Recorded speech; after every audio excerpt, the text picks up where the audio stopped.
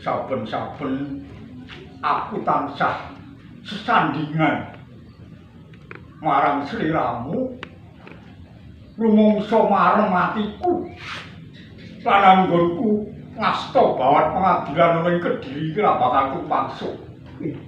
Jalaran wakne patih Udanawarsa kuwi tak anggap pinituwi tuyeng kraton Kediri. Namun saderengipun kula nunjuk kepareng ngaturaken sungkem ing pangabekti. Kunjung rumangsa sampeyan dalem.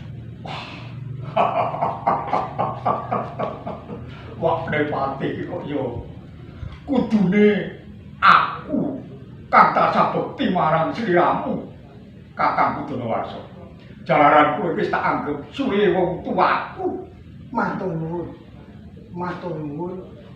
Pemanggihipun Sang Prabu Amildur. Iya.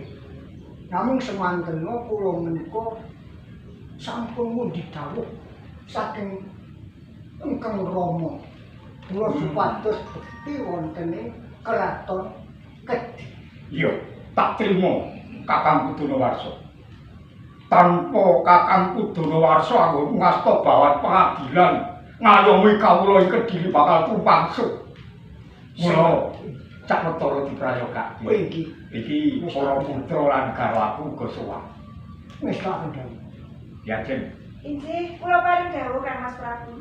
Wah, wis sowan. Inggih. Malah kepara nganti para putra kang supaya nderek ana ing pisuwangan. Leres Kang Mas. Mila saderengipun kula matur ingkang kathah. Kula ngaturaken sungkeming pangabekti kula mugi konjuk Kang Mas. Ya, tak tampa mumpung estunipun Kakang tumrapa marangku. Sanget angin kula mundi Kang Mas. Iya. Mugi ndadosaken jimat lan kegiatan anggen kula nderek mukti angampingi panjenengan dalem wonten ing Praja Kediri. Iya, diajeng kali. Inggih. Kalau Nuwun kula. kok rada maju, kok mingkar-mingkar. Cekap Iki sowan ana ngersani Rama. Wong ada sabenipun nggih wonten mriku mbok ijih sampun to Kang Mas. Wah, aneng diadep para kawula lan ayaka kok sowane mingkar-mingkar karo wong tuane iki ya kurang prayoga. Mbok yo maju dhisik apa to? Maju kene iki mawon. Nek maju ayo. Dipun kepanen. Ijo. Apa kok eleke kok? Kang Mas Prabu, babar pisan mboten. Saestu mboten Kang Mas. Nah, aku sing ditukani to karo Candra Kirana. Bayane didhawuhi kan nggih ramamu ki ndang cek-cek ngono lho. Ora wong aku sing ditukani meneh. Yen aku diadep karo putra-putraku, mongko wis padha akhir diwasa. Kok rumangsa bombong atiku Rena ing mana. iya. Inggih menika. Ingkang ing tembe saged mikul dhuwur menjen jero Bener Kakang Udanawarsa. Galuh. Kula Rama, Slamet. Marak mono kersane Rama. marak kula wonten harsanipun Kanjeng Rama menika kanthi karaharja. Kales ingkang beda wae saking sami kala. Sungkem kula mugi konjuk Rama. Iya. Iki swargane wong tuwa kaya ngene iki Kakang Budanawarsa. Leres Sang Prabu. Tansah bekti karo wong tuwa. Nadyan aku durung jinumpono ing angin, nanging aku wis kaya anguk-anguk lawange kasuwargan. Boten wonten icanipun anggenipun kula tak enten. Iya, kabeh mau saka pakartimu Kakang Budanawarsa. Wah, menawa namung kersanipun. Iya. Diprayogake lho. Suwarna kersane Rama. Ngestokaken dawuh Rama. Kalau ajeng Inggih Rama, ngaturaken dawuh. Sing cetha nek matur pinggir. Pangapunten. kowe nderek ibu coba. Inggih. Iya. Heeh. Sakmenika sampun akeh dewasa to. Iya. Monggo diayu to. Iya, putrane sapa? Putrane Sang Prabu. Inggih. nggih ayu nggih Rama nggih kula nggih ayu. Rama nggih bagus nggih. Bener nggih. Saupane kula sesenan. Yo karemu Boten apa salah. namung kowe iso Kangge kegujengan kemawon. prayogake. Aku bakal rembukan karo awakmu Budanawarsa. Nggih Rama. Kakang Budanawarsa, Kula senajan iki ora ana dina pisowana. Mung ketemu kabeh para keluarga. Rembukan mirunggan. Perkara nalika semono aku wis berjanjen karo Kang Mas Prabu Lembuyami Luhur ing Jenggala. Lire bakal ngeraketake anggone kekadangan ya kuwi si Panji Kertopati bakal dipundhut mantu ana ngersane Kakang Prabu Lembuyami Luhur. mila tenanipun kula menika wau saking jalan. Menika manah kula tak. Mereka boten dinten pisowanan. Sang Prabu kok nimbali. Iya. Kek kula menika mangke tak anggap lepat boten ing ngersa sampeyan Sang Prabu. Lembang. Ora bakal ana lupute. Yen Kakang Budanawarsa kuwi ora bakal ana lupute tumrap Prabu Lembuyami. Ya mung perkara kuwi. Nanging kok nganti teka saiki durung ana rembug kang gumathok saka Kakang Prabu Lembuyami Luhur ing Jenggala. Punten Sang Prabu. Mestinipun tiyang badhe bepisanan menika mestinipun ingkang saged nemtokaken dinten. Menika saking calon kemanten putri. Kudune aku. Lah, leres. Kowe kok ya ora paring pirsa marang aku. Kula menika sampun batos. Heeh. Mbok menawi Sang Prabu sampun pirsa perkawis menika. Oh, ya durung mergo saka cubluking pangertenku tumrap perkara anggonku bakal mantu putraku Galuh Candra Kirana. Inggih, paring saking menika ingkang mbok bilih perkawis menika mangke saged dipun rampung menawi Sang Prabu Lembuyami sane kepanggih kaliyan kemengko. Kula ingin sowan Paman. Loh. Tahu. Kene. Iya.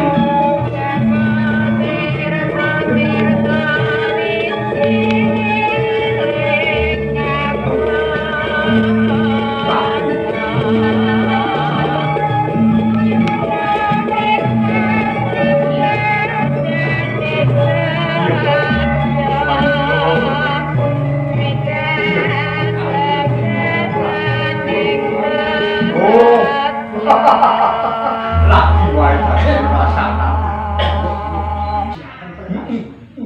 Tumbuk bejane. Menika nembe rembakan perkawis calon dawuhipun kadangku Panji Inu. Iya, mula aku nglumpukake keluarga. Ing Kediri ana ibumu kaliku. Nggih, Adimu Galuh Candra Kirana lan Galwajeng. Galwajeng ibu Kaliku. bibi kaliku. Heeh. Oh iya. Nun sewu. Mula slamet suwarna ana kersane Paman. Iki pangestunipun paman Lembami Sina wijeng suwan kula. Heeh. Bekti kula kunjuk paman. Ya, tak trima pangestune Paman tumrap marangku. Iki saking pamuji kula paman. Ngaturaken kasugengan Katih Bojonto. Iya. Rawuh wonten ing Kediri. Panjenenganipun Wapatih Udonowarsa wilujeng suwan kula. Sekti kula kunjuk. Nah. Pindah sami-sami. Sambung marang aturmu ngarep Iki Katih Bojona. Menawa suwarmu ana ing Kediri, kuwi diutus dening wong atuamu Kakang Prabu Lembuang. iki leres. Banjur diutus perkara apa? Iki nyuwun sewu kepareng kula sumatur. Heeh. Bareng matur disambut bibi kaliku Supaman Lembuang Sina. Iya. Sedaya sami sowan ning pendhapi ageng Praja. Iya. Sewan nggih. Iya. Boten sagipun catet to. Nami kula niku Padu Kaliku. Oh. Padu Kaliku. Bibi Paduka kaliku. Padu Padu. Kaliku. Iki kerep padu. Oh. Mas menika lho. Dados nami kemawon jumbuh Heeh. kalian ada saben ingin dipun lampahi. Heeh. Oh padu. Boten Padu Kaliku. Oh padu Boten nggih. kula boten remen padu lho. Nggih namung kulino, gitu.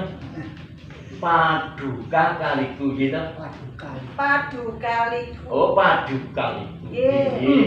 Ngaten bibi, Inggih. kepareng kula matur. Nggih. Suwan kula sepisan tuwe kasuganipun kula wangsa ing Praja Kediri. Pak. Iya, tak terima. Ingin monggo kalih.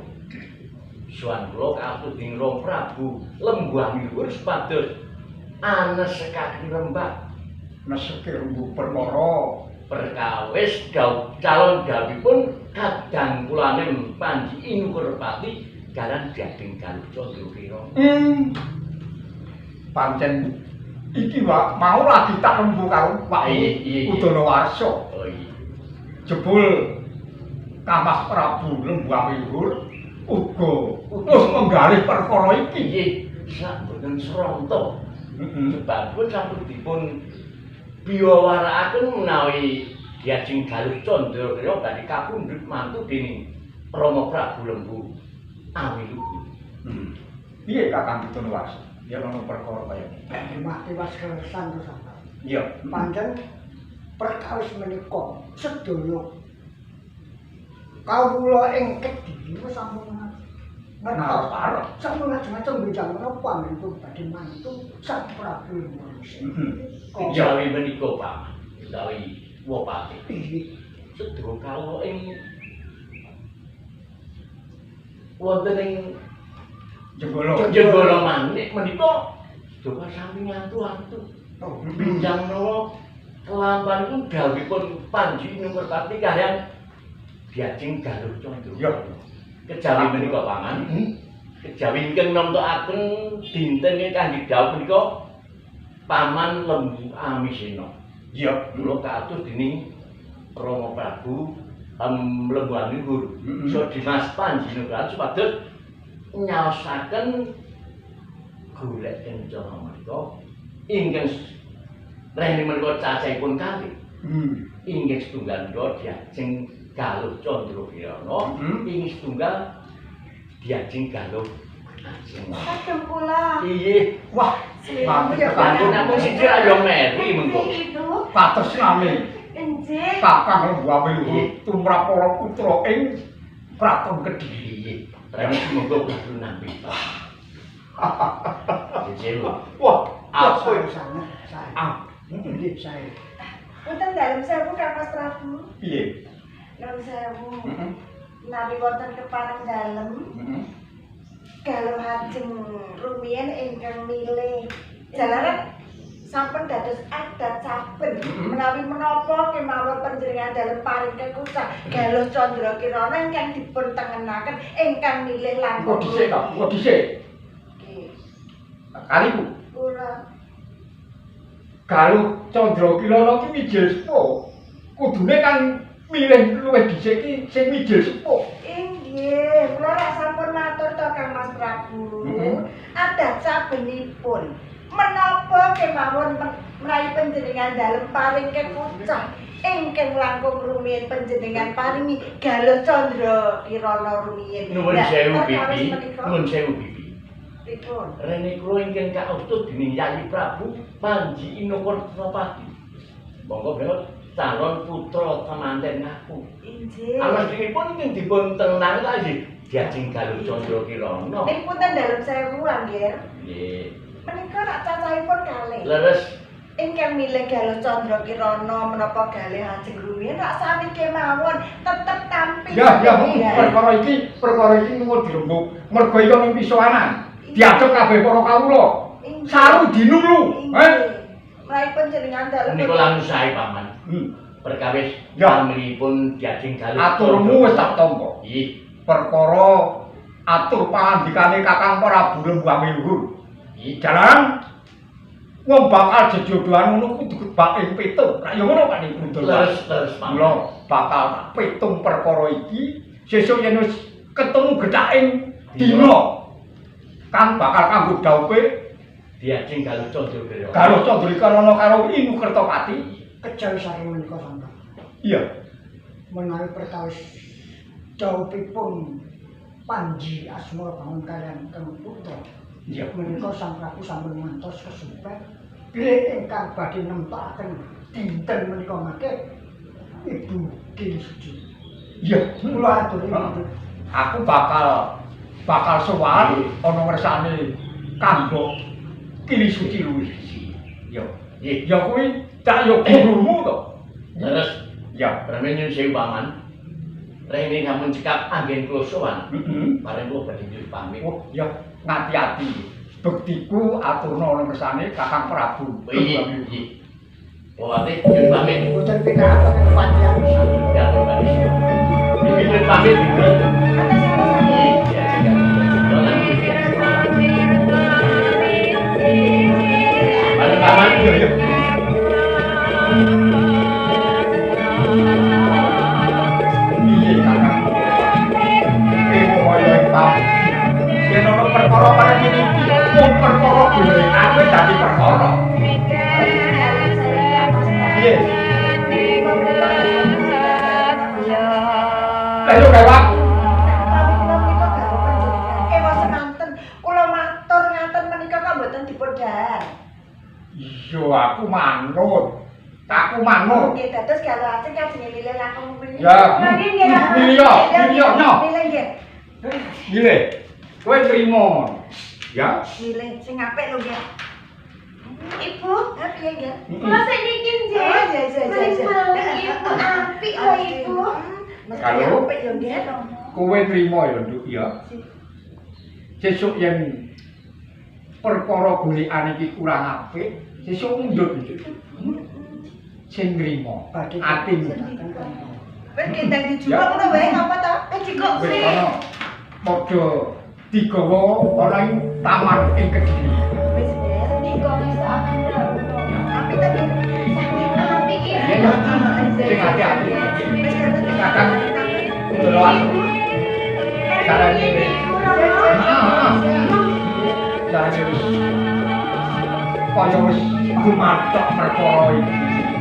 Mula aku bakal sowan. Menawi kepareng kuwi Ya. Yen ngono derekno aku bakal sowan Kakang Diri Suci. Sing hati-hati ngomong para putra-putramu. ngestakaken dawuh Kang Ya. Prabu. Ngatos